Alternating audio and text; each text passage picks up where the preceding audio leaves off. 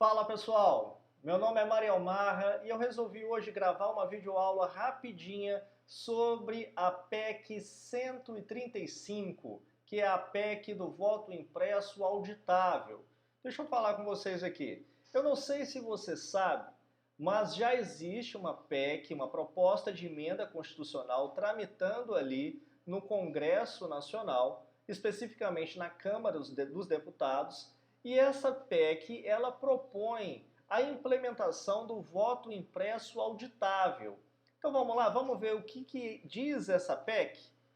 Ó, essa PEC, que é de autoria da deputada Bia Kicis, ela acrescenta o parágrafo 12 no artigo 14 da Constituição Federal, ok?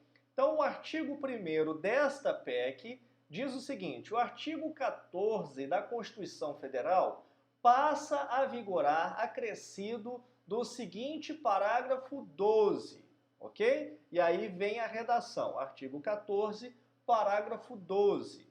No processo de votação, a apuração das eleições, dos plebiscitos, dos referendos, independentemente do meio empregado para o registro do voto, é obrigatória a expedição de cédulas físicas conferíveis pelo eleitor, a serem depositadas de forma automática e sem contato manual em urnas indevassáveis para fins de auditoria. Então essa é a PEC da deputada Bia Kicis. Ela não diz nada além disso a não ser a previsão de expedição de cédulas físicas conferíveis pelo eleitor que vão ser depositadas em urnas que estão ali completamente lacradas, tá?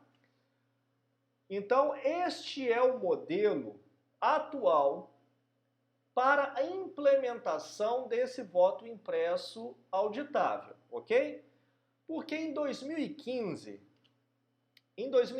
foi aprovada uma lei, que era a Lei do Voto Impresso, e a partir de 2015, uma vez que foi aprovada essa lei, o TSE, ele começou a pensar na implementação daquela lei. E aí surgiu esse modelo aí, que é o modelo de uma urna, o modelo atual de urna eletrônica, e ao lado dele, então, se instalaria uma impressora com a urna física atrás. Acontece que, após a aprovação desta lei em 2015, o STF foi provocado e ele decidiu por 8 votos a 2 que aquela lei ela era inconstitucional, pelo menos liminarmente foi decidida assim, e aí não teve jeito, não conseguiram então implementar o voto impresso.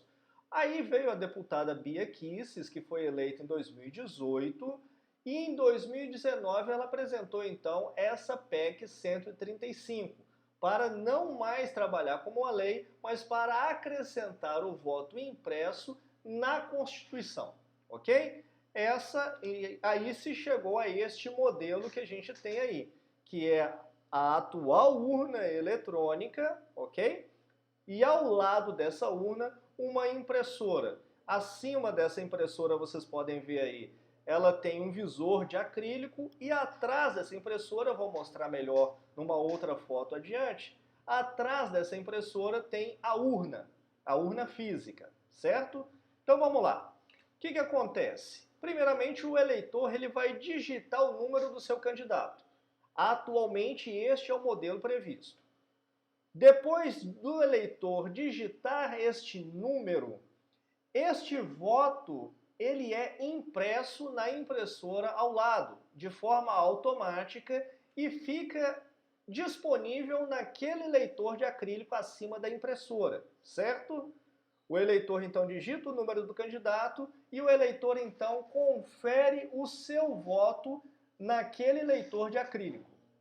A seguir, então, olha aí, essa é a outra foto que eu falei para vocês, a atual urna e ao lado a impressora. Atrás da impressora, então, a gente tem essa urna que está em preto, né? essa urna que ela fica completamente lacrada durante o processo eleitoral. Ok? E aí, o que acontece? O eleitor, então, ele aperta a tecla confirma, depois dele conferir o voto ali no visor de acrílico, e a própria impressora joga esse voto impresso dentro da urna. Ok? Perfeito, não tem nenhum contato manual e esse voto que foi impresso e colocado dentro da urna, ele serve então para depois se conferir se todos os votos que foram colocados na urna eletrônica constam nessa urna física. Se houver diferença de votos, fica comprovada então uma fraude, né? Evidentemente houve fraude, certo? Beleza. Agora, o que acontece se o eleitor apertar a tecla corrige? Gente, eu preciso que vocês pensem comigo a respeito dessas questões, tá? Não é a minha proposta aqui apresentar uma solução, até mesmo porque ninguém tem uma solução para isso, ok? Porque olha só, é o modelo da urna, correto? Esse é o atual modelo de urna com a impressora. O eleitor digitou ali o seu número, o número do seu candidato, e o voto foi impresso de forma automática. O eleitor confere no visor. Se ele quiser corrigir esse voto, o que acontece? Porque veja bem, a impressora ela está fechada e tem que permanecer fechada porque a própria PEC diz que o eleitor não tem contato manual com o seu voto. Então ele vai conferir e não tem contato manual. Agora, se ele digitou errado o número, isso é normal, gente. O eleitor vai ali, começa, por exemplo, digitando o número do prefeito no lugar do número de vereador. Isso é normal. E aí depois que ela digitou, antes de apertar confirma para o voto ser depositado, quando ela vai conferir, ela vê que digitou o número errado e ela quer corrigir o seu voto. Né? A urna, ela permite a correção do voto antes de confirmar, certo? Então, se o eleitor, depois do voto impresso, quiser corrigir, ele não tem contato manual com o seu voto.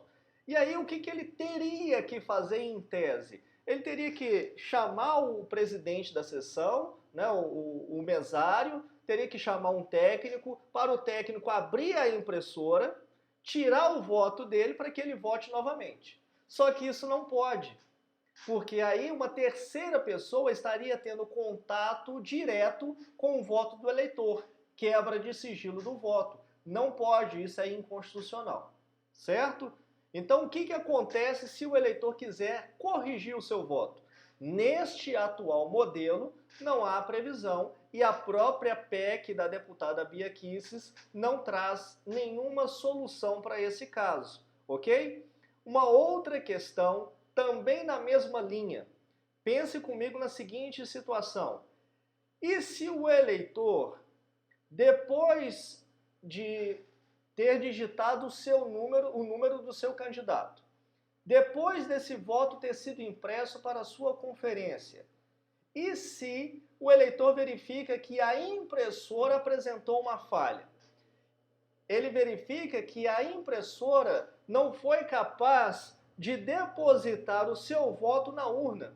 Gente, a gente está falando de equipamento eletrônico, tá? A gente está falando de algo que foi construído por um ser humano. Sendo construído por ser humano que é limitado, que é imperfeito, tudo aquilo que ele faz é também na mesma linha. Essa, inclusive, é uma das críticas para a urna eletrônica.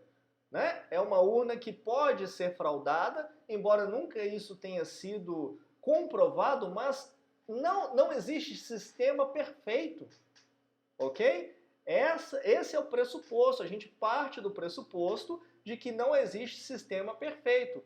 A urna eletrônica ela pode ser fraudada. O voto impresso ele é algo para trazer maior segurança para a urna eletrônica. E eu sou favorável ao voto impresso. Mas aqui eu vejo questões que precisam ser pensadas antes da aprovação desta PEC.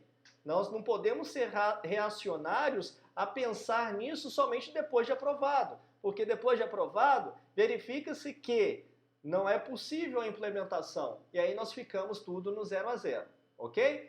Questão de planejamento e inteligência. E isso tem que ser pensado agora, e essas questões que eu estou levantando precisam ser respondidas agora, e não depois de aprovado, certo? E aí, conforme eu coloquei, a segunda questão, se a impressora apresenta uma falha, ela não consegue depositar o voto impresso do eleitor. O que acontece?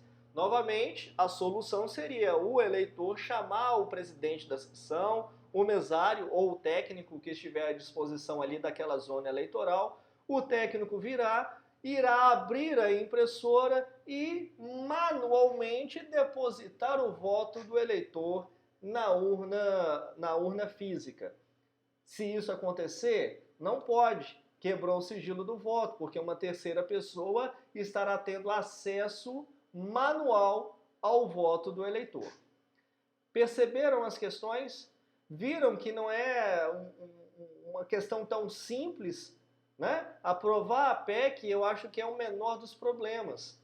Nós precisamos pensar em soluções práticas para o que vai acontecer caso essa PEC seja aprovada. Ok? Porque a PEC ser aprovada, ok, tudo certo, mas ela precisa garantir também o sigilo do voto. Caso contrário, não será implementada, assim como não foi implementada a lei aprovada em 2015. Tá certo, gente? Se você tem aí alguma ideia, alguma solução, manda para mim aí uma mensagem no WhatsApp, me segue aí nas redes sociais, tá aí os endereços, né, no Facebook, também no YouTube, no Instagram, tem o meu e-mail, tem aí o meu WhatsApp, me manda um contato, ok? Nós precisamos pensar nestas questões antes de aprovar a PEC 135 da deputada Bia Kicis. Valeu, gente! Um grande abraço!